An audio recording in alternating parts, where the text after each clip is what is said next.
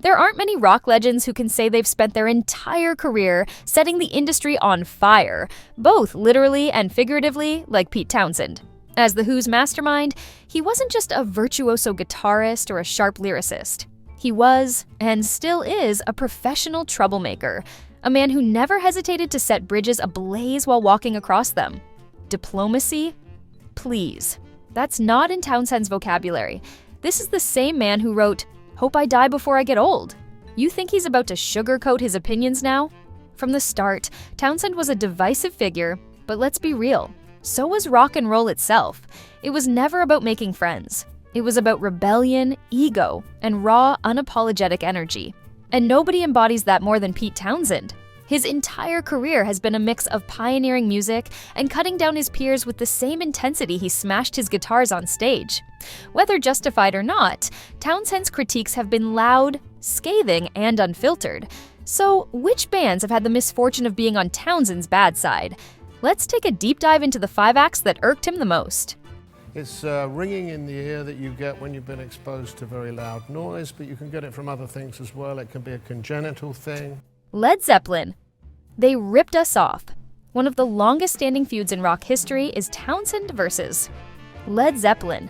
While he never outright denied Jimmy Page's talent, he always made it clear he wasn't a fan of Zeppelin's approach to music. I haven't liked a single thing that they've done. I hate the fact that I'm ever even slightly compared to them. I just never ever liked them. It's a real problem for me because as people, I think they're all really, really great guys. Just never liked the band, and I don't know whether I've just got a problem block to them because they became so much bigger than The Who in so many ways. I first saw Jimmy when I was about 14 or 15, Townshend recalled. He was already in a professional band, and yes, he was extraordinary, but he was also arrogant and flash. You could tell even then that he had a very high opinion of himself. That early disdain only deepened as Zeppelin skyrocketed to fame, with Townshend accusing them of borrowing heavily from The Who's signature sound. "We sort of invented heavy metal with live-it leads," he once declared. "We were copied by so many bands, principally by Led Zeppelin. Heavy drums, heavy bass, heavy lead guitar." To some extent, he's got a point. The Who's explosive energy laid the groundwork for what became hard rock and metal.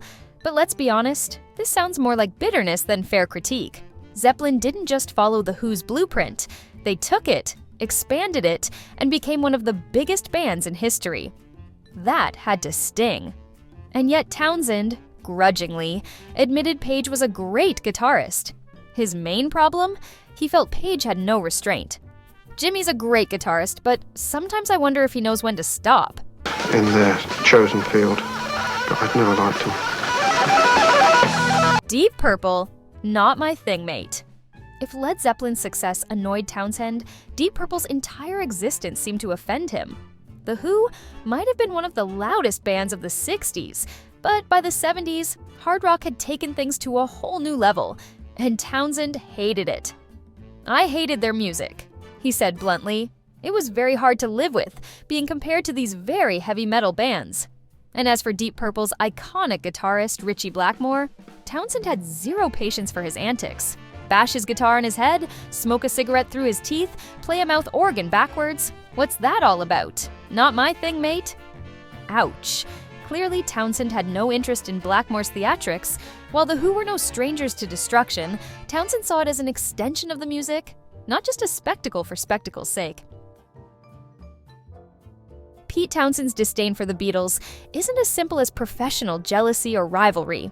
It runs deeper, rooted in a fundamental difference in philosophy when it comes to rock music. To understand why Townshend has been so dismissive of the Fab Four over the years, you have to examine what The Who represented compared to the Beatles. The Who were about raw energy, aggression, and rebellion. Their music was loud, chaotic, and designed to challenge the status quo. Pete Townshend wasn't just writing songs, he was creating anthems for a generation that felt misunderstood and alienated. He saw rock and roll as a force of destruction and reinvention, a way to tear down old ideas and replace them with something radical and new. The Beatles, on the other hand, were polished, structured, and in Townshend's eyes, manufactured. They were beloved by the mainstream, praised by critics, and most importantly, untouchable in the public eye. They were safe. And for someone like Townshend, who built his career on defying expectations, that was the ultimate insult. One of the most infamous moments in Townshend's long history of musical feuds came when he publicly dismissed the Beatles' musicianship in an interview. Speaking about their recording techniques, he revealed that he had listened to a stereo version of a Beatles LP, where the vocals were isolated on one side and the backing track was on the other. His reaction: when you hear the backing tracks without their voices, they're flipping lousy. This wasn't just a casual jab, it was a full-blown attack on the legitimacy of their sound. Townshend's comment suggested that without their harmonies and studio magic, the Beatles' music was unremarkable, even bad. No, it just means that, there are certain things which levels of perception which are opened up by certain drugs which people in the group don't mind resorting to, Pete Townshend's brush with Kurt Cobain is one of those strange generational overlaps where two titans of different rock eras collided, not with guitars or charts, but through a scribbled line in a journal. A line that, whether intended to sting or not, lodged itself deep into Townshend's skin. I hope I die before I become Pete Townshend.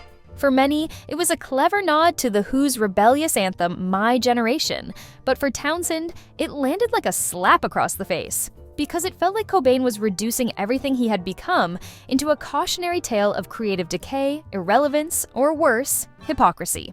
Townshend didn't respond with grace. He responded with fire. When he reviewed Cobain's journals, published after the Nirvana frontman's death, he didn't hold back. He referred to them as the scribblings of a crazed and depressed drug addict, which, coming from someone who had built his legend on the honesty and raw power of confessional songwriting, felt like a jarring contradiction. It wasn't just the lack of empathy that caught people off guard, it was the sheer bitterness behind the words. Many wondered, was Townshend angry at Cobain for disrespecting him, or was he angry at Cobain for putting a mirror up to the path every aging rocker dreads? If Pete Townshend has always been rock music's most vocal truth-teller, equal parts showman and self-appointed cultural critic, then his dynamic with Jimi Hendrix is one of the more layered chapters in his long catalog of clashes.